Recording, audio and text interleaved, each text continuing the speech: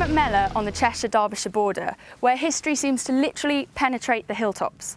I'm currently standing in an Iron Age defensive ditch, and over on Cobden Edge, a team of archaeologists are investigating a Bronze Age burial site, made famous by a previous dig, with the discovery of a rare and yet beautiful amber necklace.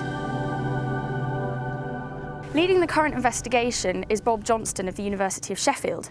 So if I can get out of this ditch, I'm going to go meet him.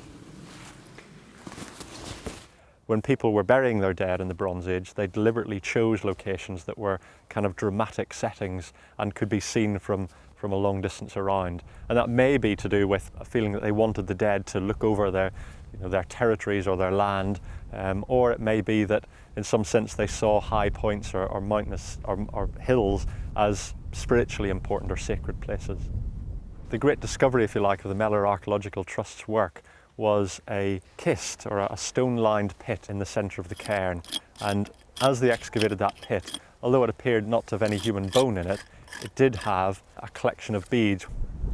That amber necklace in that grave probably marked the burial of a very important person, and certainly somebody who was valued within that community. A beautiful relic from the Bronze Age. These tools remind us that this was the very dawn of the use of metal. It's finds and discoveries like these that have been brought to light by the wonders of modern archaeology. Of the techniques we're using, geophysical survey, which includes resistivity survey and magnetometer, is about trying to see beneath the soil effectively, using instruments that measure the resistance of the soil to an electric current, or measuring variation in the Earth's magnetic field. So topographic survey, we have the total station here, and we have a mobile prismode there. And it basically takes the horizontal and the vertical distance, so you can form one of those nice sort of landform maps. So that's modern archaeology, bringing us closer to the fascinating detail of the Bronze Age. But it's not just the hilltops that are brimming with history. Mellor's valley beds are too. During the Industrial Revolution, cotton mills were scattered across the Mellor and Mill brooks, and yet the most extraordinary building of all is the Mellor Mill on the River Goyt. Unfortunately, the mill burnt down in 1892, and so today archaeologists are working to expose the ruins of what was once one of the wonders of the industrial water age. And we're turning the corner to go up Bottoms Mill Road. Anne and John Hurl are briefing a group of guides who will be showing the public around the remains of the site during British Archaeology Week. This is a magnificent wheel pit, and until 2 weeks ago it was full of rubble almost up to that step. They're shown the giant wheel pit underneath the main building, which has been newly excavated. The mill was built between 1790 and 1792, and today Anne is able to reveal to the guides an exciting discovery. We found this year the front of the mill, there, and now we can measure back from that 40 feet to find the back of the mill.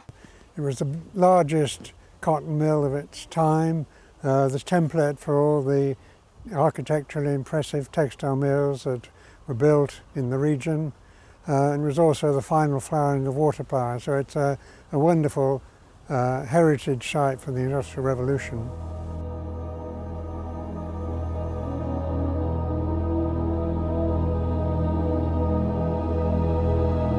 Now it's just disappeared into the woods, and so it shows how what was a great industrial complex can turn into woodland again. The whole site is so important, and one's keen to find one way or another of opening it up. In its heyday, Mellor Mill was the wonder of the water age. John and Anne Hurl's fight to reclaim its remains has already resulted in a grant of £15,000 from the Association of Industrial Archaeology. So there are good prospects for preserving the site for posterity.